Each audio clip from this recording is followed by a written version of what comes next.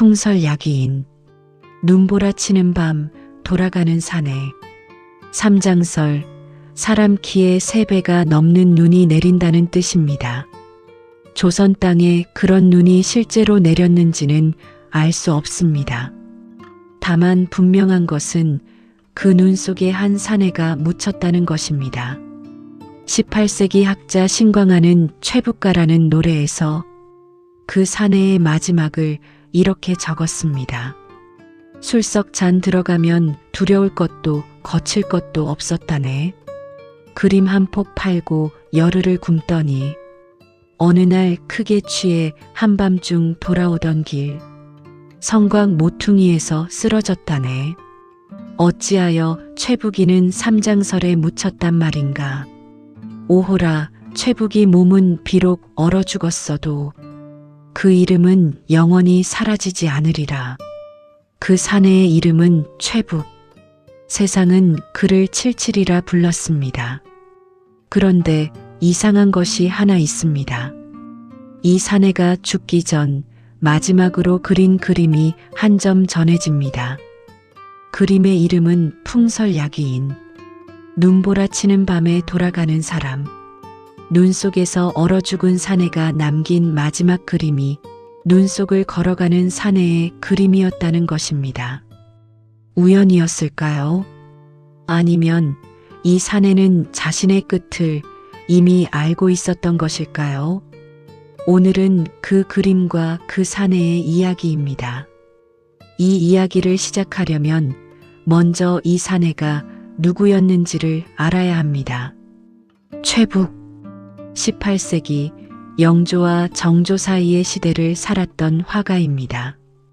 호는 호생관, 글자 그대로 붓으로 먹고 사는 사람이라는 뜻입니다. 이 호를 남이 지어준 것이 아니라 스스로 지었다는 데에 이 사내의 성격이 고스란히 드러납니다. 나는 붓 하나로 먹고 사는 사람이다. 그 이상도 그 이하도 아니다. 이것이 최북이 세상에 내민 명함이었습니다. 이름에도 사연이 있습니다. 본래 이름은 최식이었으나 스스로 이름을 최북으로 고쳤습니다. 그리고 그 북이라는 글자를 칼로 쪼개듯 둘로 갈라 7과 7, 77이라는 자를 만들었습니다. 전통에 얽매이지 않는, 아니 전통 따위는 알지도 못하겠다는 듯한 이 장명법에 사람들은 그를 77이라 불렀습니다. 스스로 자기 이름을 쪼개어 세상에 던진 사내, 그것이 77이었습니다. 최북은 중인 아버지와 기녀 어머니 사이에서 태어났습니다. 서자, 아무리 뛰어나도 과거에 나갈 수 없었고 아무리 이름이 알려져도 양반의 사랑방에서는 그림 그리는 하인과 같은 대접을 받았습니다. 당시 실력 있는 중인 출신 화가들은 도와서 화원으로 발탁되곤 했습니다. 안정된 생활과 벼슬길이 보장되는 자리였습니다. 김홍도도 김득신도 도와서 화원을 지냈습니다. 그런데 최북은 이를 거부했습니다. 왕실의 명령 아래 움직이는 궁중 화원이 아니라 가난하지만 자유로운 호생관으로 살겠다는 것이었습니다. 그래서 이 사내는 지독히도 가난했습니다. 아침에 그림 한 폭 팔아 아침밥을 얻어먹고 저녁에 그림 한 폭 팔아 저녁밥을 얻어먹었다는 기록이 전해집니다. 용돈이 궁하면 평양이나 동네까지 내려가 그림을 팔았고 그렇게 번 돈은 대부분 술값으로 사라졌습니다. 하루에 5, 6대의 술을 마셨고 집안의 책과 종이를 술과 바꿔 마실 정도였다고 합니다. 사람들은 그를 가리켜 주강, 술에 미친 놈이라 손가락질했습니다. 최북의 그림 실력은 조선 후기 화단에서 손꼽히는 것이었습니다. 산수화에 뛰어나 최산수 불렸고 메추라기를 잘 그려 최메추라기라는 별명도 얻었습니다. 겸재정선, 현재 심사정, 표암, 강세왕 같은 거장들과 같은 시대를 살았고 김홍도, 이인문, 김득신 등과 교류했습니다. 필법이 대담하고 솔직하여 구애받은 곳이 없었다고 기록은 전합니다. 풍설야기인, 눈보라치는 밤에 돌아가는 사람. 그림 이름부터 범상치 않습니다. 설경의 낭만보다는 스산함이 더 짙게 묻어나는 이름입니다. 이 그림을 처음 마주하면 가장 먼저 눈에 들어오는 것은 사람이 아닙니다. 눈입니다. 하얗게 뒤덮인 산, 하얗게 깔린 땅, 하얗게 내리는 하늘. 화선지의 여백 자체가 눈이 됩니다. 그리지 않은 것으로 눈을 표현한 것입니다. 최북은 일찍이 산수화에서 물을 그리지 않고 종이 밖은 전부 물이 아니오? 라 했던 사내입니다. 이 그림에서도 마찬가지였습니다. 눈을 그리지 않음으로써 온 세상이 눈이 되었습니다. 그 하얀 세상 한가운데에 사람이 보입니다. 지팡이를 짚은 나그네 한 사람과 그 옆을 동행하는 작은 동자. 그런데 이 두 사람이 화면 전체에서 차지하는 크기가 놀라울 만큼 작습니다. 거대한 설산 앞에서 인간은 극도로 왜소합니다. 등이 한껏 굽은 나그네는 몇 걸음 더 걷지 못할 것처럼 보입니다. 그런데도 두 사람은 멈추지 않고 걸어가고 있습니다. 말 한마디 없이 그저 앞을 향해. 그리고 나무가 있습니다. 이 그림에서 가장 강렬한 존재는 사실 나무입니다. 최북의 붓질은 힘이 넘치면서도 간결합니다. 쓱쓱 몇 번의 붓질로 강풍에 지친 듯 한쪽으로 휘어진 나무를 과감하게 표현했습니다. 가지가 꺾이고 줄기가 뒤틀리고 성긴 풀들이 눈밭에 엉켜 구르는 모습. 거칠게 휘어진 나무의 목선에는 우울하고 음산한 기운이 서려 있습니다. 그 목선을 가만히 들여다보면 이상한 것을 느끼게 됩니다. 이것은 바람에 꺾인 나무의 모습이지만 동시에 세상에 꺾인 한 사내의 모습이기도 합니다. 휘어졌으되 부러지지는 않은, 꺾였으되 쓰러지지는 않은 최북의 자의식과 고집, 피곤한 삶의 흔적이 나무의 목선에 흠씬 배어 있습니다. 그런데 이 그림에는 한 가지 더 주목해야 할 것이 있습니다. 이 그림은 붓으로 그린 것이 아닙니다. 풍설야기인도는 지두화입니다. 손가락에 먹을 묻혀 그린 그림입니다. 붓 대신 손바닥과 손가락으로 자기 몸의 일부를 직접 종이에 대고 그린 것입니다. 왜였을까요?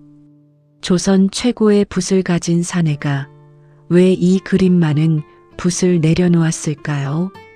최북이 활동하던 18세기 중반 중국으로부터 지두화 기법이 조선에 유입되면서 문인화가들 사이에서 유행하기 시작했습니다. 최북도 말년에 이 기법을 구사했다고 알려져 있습니다.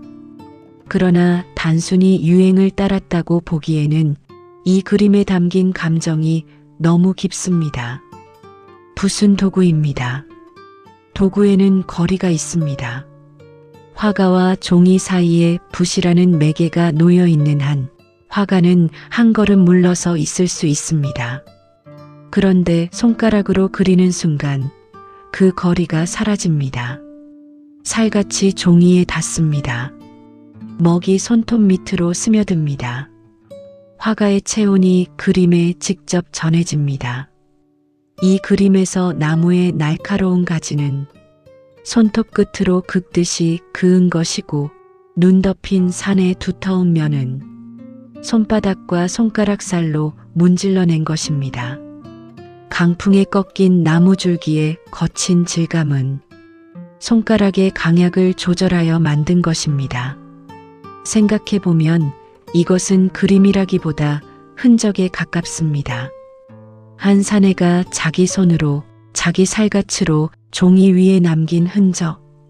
최북은 이 그림을 그리면서 무엇을 느꼈을까요? 손가락을 이리저리 움직이며 눈보라 속을 걸어가는 나그네를 찍어내면서 이 사내는 무엇을 떠올렸을까요? 어쩌면 자기 자신이었을 것입니다. 아침에 한 폭 팔아 아침밥을 얻어먹고 저녁에 한 폭 팔아 저녁밥을 얻어먹던 날들. 평양까지 내려가 그림을 팔고 그 돈으로 술을 사 마시며 성벽 아래를 비틀거리던 밤들. 눈이 내리고 바람이 불고 아무도 자기를 찾지 않는 밤길을 혼자 걸어가던 수없이 많은 밤들. 그 밤들이 손가락 끝에 묻어나온 것입니다. 그림 속 나그네는 어디로 가고 있는 것일까요? 집으로 돌아가는 것이라고 그림의 제목은 말합니다. 풍설야기인, 눈보라치는 밤에 돌아가는 사람. 그러나 이 나그네에게 돌아갈 집이 있었을까요? 최북에게는 제대로 된 집이 없었다는 기록이 있습니다. 술값에 쓰고 남는 돈이 없었으니 집이라 해봐야 허름한 단칸방이 전부였을 것입니다. 그렇다면 이 나그네는 집이 아니라 다른 곳으로 가고 있는 것인지도 모릅니다. 어디인지는 알 수 없지만 멈출 수 없어서 걷고 있는 것. 돌아갈 곳이 있어서가 아니라 멈추면 쓰러질 것이기 때문에 걷고 있는 것. 그것이 이 그림 속 나그네의 진짜 모습이 아닐까 합니다. 겨울의 설경을 이토록 과감하고 스산하게 표현한 조선시대 화가가 또 어디 있었을까요? 이 그림 앞에 서면 보는 이는 춥습니다. 그러나 그것은 겨울 그림이어서가 아닙니다. 마음 한편이 주체할 수 없이 시려오기 때문입니다. 여기서 하나의 질문이 떠오릅니다.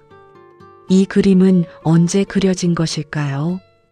정확한 제작 연도는 전해지지 않습니다.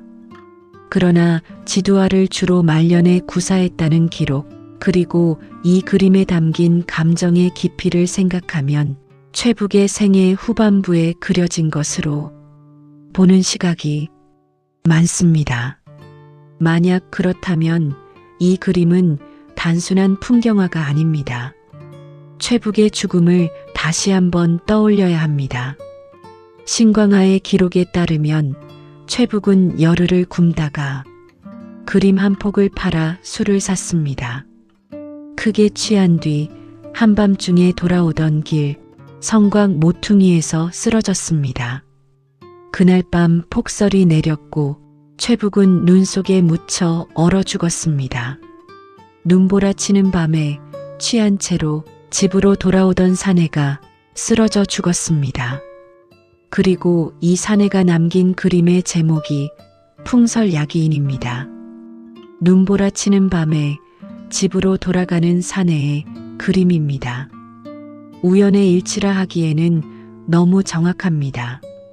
마치 자기 죽음의 장면을 미리 그려놓은 것 같습니다. 아니, 어쩌면 최북은 자기 삶이 어떤 식으로 끝날지를 이미 알고 있었는지도 모릅니다. 생각해보면 최북의 삶 전체가 그러했습니다. 북이라는 이름을 쪼개면 7과 7 합하면 49. 기록에 따르면 최북은 대략 49즈음에 세상을 떠났다고 전해집니다. 물론 75세까지 살았다는 다른 기록도 있어 정확한 나이는 알 수 없습니다. 그러나 사람들은 이 사내가 자기 이름 속에 자기 수명을 적어 넣었다고 믿었습니다. 77, 49. 이름을 짓는 순간 이미 끝을 알고 있었다는 것입니다. 금강산 구룡련에서 몸을 던졌을 때도 그러했습니다. 천하의 명인 최북은 마땅히 천하의 명산에서 죽어야 한다. 이 외침은 술주정이 아니었을 것입니다. 이 사내는 자기 죽음의 방식까지도 자기가 정하고 싶었던 것입니다. 자기 이름을 자기가 짓고 자기 눈을 자기가 찌르고 자기 죽음을 자기가 선택하려 했던 사내. 운명에 끌려가는 것이 아니라 운명을 자기 손으로 만들려 했던 사내. 그러나 구룡년에서는 죽지 못했습니다. 지나가던 사람들이 건져 올렸습니다. 물에서 건져진 최북이 가장 먼저 한 일은 벌떡 일어나 긴 휘파람을 부는 것이었다고 합니다. 그 휘파람 소리가 어찌나 길고 컸는지 산속의 까마귀 떼가 울며 날아갔다고 전해집니다. 명산에서 죽으려 했으나 죽지 못한 사내. 그 사내가 결국 죽은 곳은 명산이 아니라 한양 성벽 모퉁이 눈구덩이였습니다. 장엄한 죽음은 허락되지 않았고 아무도 보지 않는 곳에서 아무도 모르는 사이에 눈에 묻혀 얼어 죽었습니다. 이것이 운명이라는 것일까요? 자기 죽음마저 자기가 정하려 했던 사내에게 운명은 가장 초라한 끝을 안겨주었습니다. 그런데 여기서 다시 그림을 봐야 합니다. 풍설야기인도 속의 나그네를 다시 봐야 합니다. 이 나그네는 쓰러져 있지 않습니다. 걸어가고 있습니다. 등이 굽고 몸이 작고 눈보라에 휩싸여 있지만 걸어가고 있습니다. 멈추지 않았습니다. 최북이 그린 것은 자기 죽음의 장면이 아니었습니다. 자기 죽음 직전의 장면이었습니다. 쓰러지기 전 아직 걸어가고 있는 순간 눈보라 속에서 지팡이를 짚고 한 발 한 발 내딛고 있는 순간 끝이 올 것을 알면서도 멈추지 않는 순간 이것이 최북이 남기고 싶었던 마지막 모습이었을 것입니다. 쓰러진 모습이 아니라 걸어가는 모습, 눈에 묻힌 모습이 아니라 눈 속을 헤쳐나가는 모습, 끝을 알면서도 멈추지 않는 모습. 최북은 호생관이었습니다. 붓으로 먹고 사는 사람. 그리고 이 마지막 그림에서 붓마저 내려놓고 자기 손가락으로, 자기 살갗으로, 자기 체온으로 마지막 한 점을 남겼습니다. 도구의 거리를 걷어내고 살과 종이 사이에 아무것도 남기지 않은 채 가장 벌거벗은 상태로 마지막 그림을 그렸습니다. 그 그림 속에 자기 자신을 걸어 넣었습니다. 눈보라 속을 아직 걸어가고 있는 자기 자신을. 최북이 죽은 뒤 오랫동안 아무 일도 일어나지 않았습니다. 조선 화단에서 최북의 이름은 서서히 잊혀져 갔습니다. 겸재 정선의 이름은 남았고 단원 김홍도의 이름은 남았지만 칠칠이 최북의 이름은 기행과 주벽의 일화 속에 묻혔습니다. 미친놈, 괴짜, 술주정뱅이 화공. 사람들은 그의 그림보다 그의 기행을 기억했고 그의 기행보다 그의 죽음을 기억했습니다. 그러나 신광하는 기억했습니다. 최북가라는 노래를 지어 이 사내의 삶과 죽음을 기록으로 남겼습니다. 오호라, 최북이 몸은 비록 얼어 죽었어도 그 이름은 영원히 사라지지 않으리라. 이 한 줄이 최북의 전부를 말하고 있는지도 모릅니다. 최북의 그림은 약 80여 점이 현재까지 전해지고 있습니다. 그 중에는 산수화도 있고 메추라기도 있고 매화도 있고 개와 갈대도 있습니다. 최북의 고향인 전라북도 무주에는 최북미술관이 세워져 있습니다. 문화관광부는 2005년 12월 최북을 이달의 문화인물로 선정했습니다. 그러나 이 모든 것보다 더 오래 남는 것이 있습니다. 풍설야기인도입니다. 이 그림 한 점이 300년 가까운 세월을 견디고 남아 있습니다. 눈보라치는 밤을, 돌아가는 나그네를, 꺾여 쓰되 부러지지 않은 나무를, 하얗게 비워둔 눈밭을 300년 전 한 사내의 손가락 끝이 남긴 흔적이 아직도 남아 있습니다. 최북은 스스로의 삶을 한 번도 아름답다고 말한 적이 없었을 것입니다. 가난했고 외로웠고 술에 취해 있었고 세상에 받아들여지지 못했습니다. 양반의 사랑방에서 이름 없는 화공으로 불렸고 자기 눈을 찔러야 자존심을 지킬 수 있었고 명산에서 죽으려 했으나 성벽 모퉁이 눈구덩이에서 죽었습니다. 그런데 이상한 일입니다. 이 사내의 그림 앞에 서면 아름다움이 느껴집니다. 처절한 아름다움. 꺾이고 휘어지고 눈에 묻히면서도 걸어가는 것의 아름다움. 끝을 알면서도 멈추지 않는 것의 아름다움. 최북이 마지막으로 남긴 것은 그림이 아니었을지도 모릅니다. 걸음이었을지도 모릅니다. 눈보라 속에서도 한 발 한 발 멈추지 않고 내딛는 걸음. 그 걸음이 종이 위에 남아 300년을 건너 지금 이 이야기를 듣는 이에게까지 닿은 것입니다. 신광아가 남긴 노래의 마지막 구절이 다시 떠오릅니다. 오호라, 최북이 몸은 비록 얼어 죽었어도 그 이름은 영원히 사라지지 않으리라. 삼장설은 녹습니다. 아무리 사람 키의 3배가 넘는 눈이 내려도 봄이 오면 녹습니다. 그러나 그 눈 속에 묻혔던 사내의 그림은 녹지 않았습니다.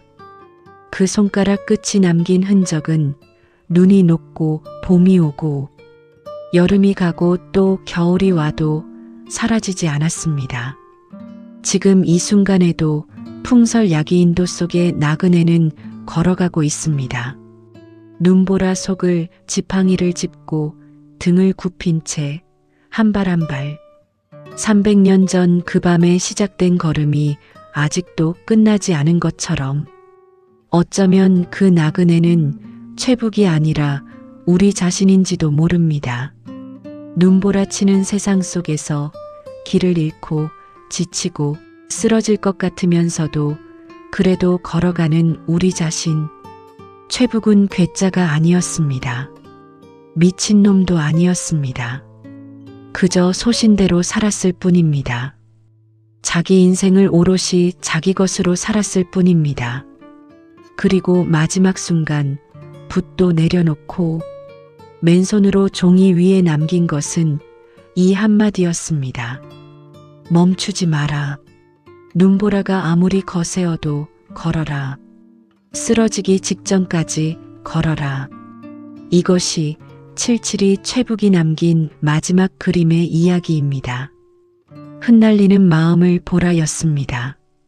구독과 좋아요는 영상을 만드는데 큰 힘이 됩니다. 시청해 주셔서 감사합니다.